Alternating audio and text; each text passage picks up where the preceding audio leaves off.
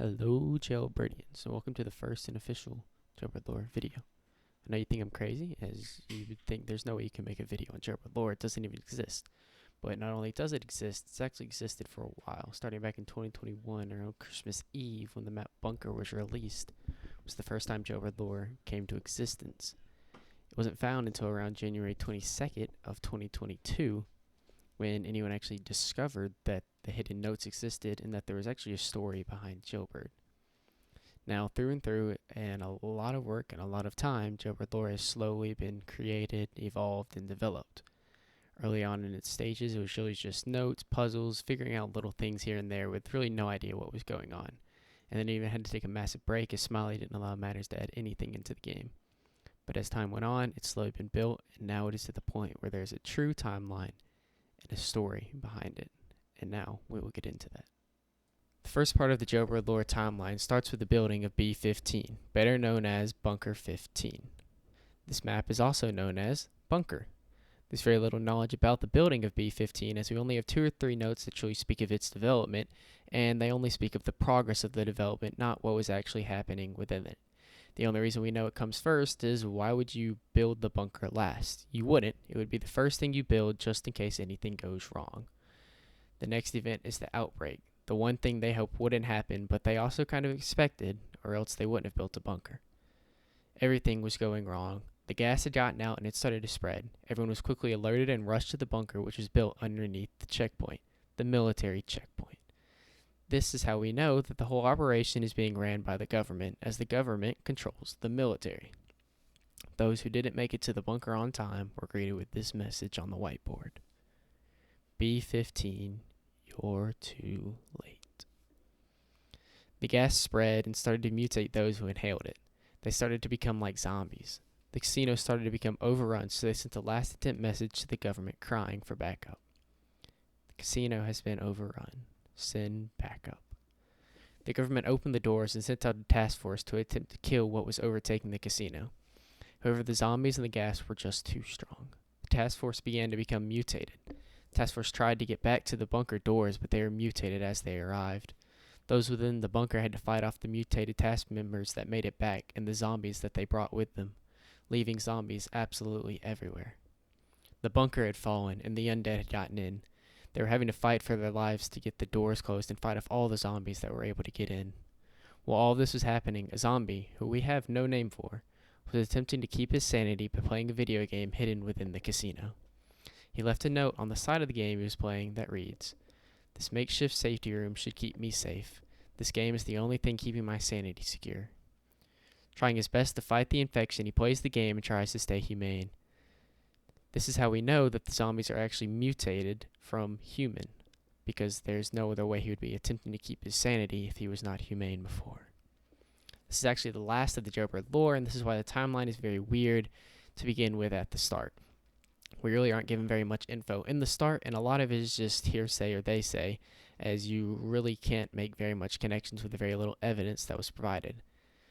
Another problem is that back then Smiley didn't allow matters to do very much with the lore, so there's very little lore that existed at all. Now we jump, and I mean a very big jump on this timeline, to present day Jailbird lore. The next event in the timeline is going to actually be B-15 being cleaned up. The doors are open to let scientists and other government officials in to help getting it running again. They begin to run some tests on the infected that lived and they were able to keep secured, attempting to find a cure. However, this experiment ends up backfiring, causing even worse mutations to happen.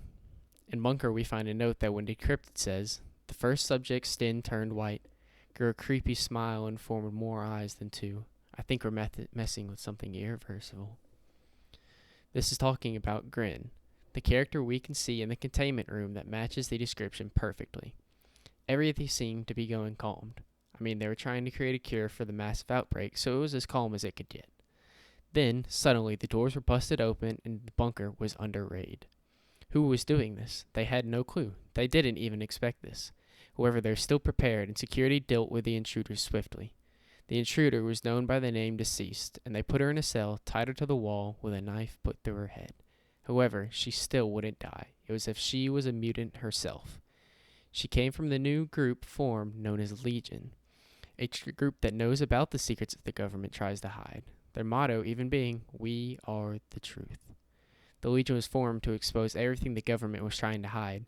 You see, the government was attempting to cover up what had happened at the casino. They can't know about the casino. A note found within the map called Governed, the base camp for the government. The government attempts to hide the massive outbreak that happened at the casino. There's more evidence on this topic, but we'll get to that later in the timeline. Trust me. The next part of the timeline is Project Nebula, better known as Operation Nebula. This is the project created by the Legion to go to the moon and release mutants that are being held by the government. We know this as we can find a note in General Keller's office saying, "The same group that raided our bunker is now raided our moon base and set our captives free. They arrived on a white rocket ship, apparently built in secret under an operation titled Operation Nebula." The operation was successful.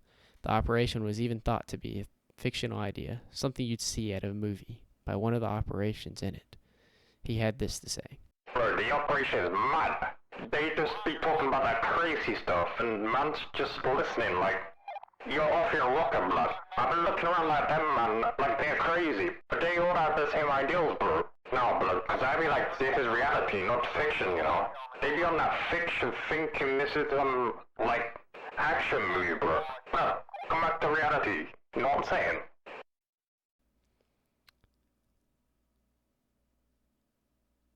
The members of the moon base sent a Morse code message to General Keller, alerting him of what is happening.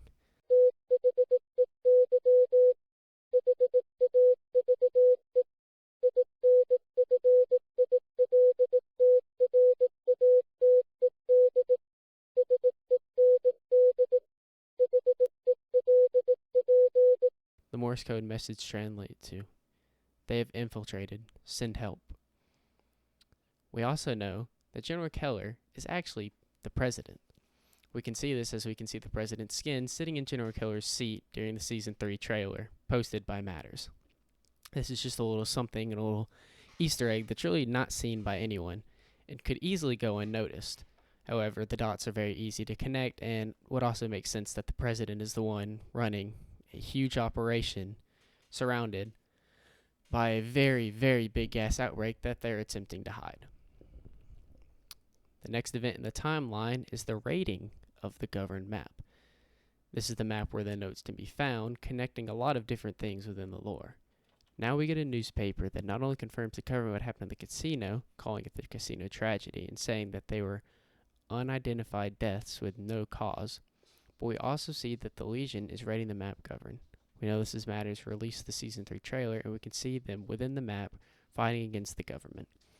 We also know they found the location because of a mole, a person on the inside who left a note for them. After decoding the note, it says, "They do not know I'm a mole. I know after this raid of yours, they will know. So I will leave this note here. Meet me at the military checkpoint." This is quite frankly the last event of the timeline at the time of this script being written. So that is the entire timeline from what I know, what I have as evidence, what I've gone through, everything I've read, everything Matters has said to me, every video I've watched. That's what I'm able to piece together. Now, obviously, this is all a theory. There's no correct answer, as Matters is never going to give me the correct answers. It's just always going to be theory.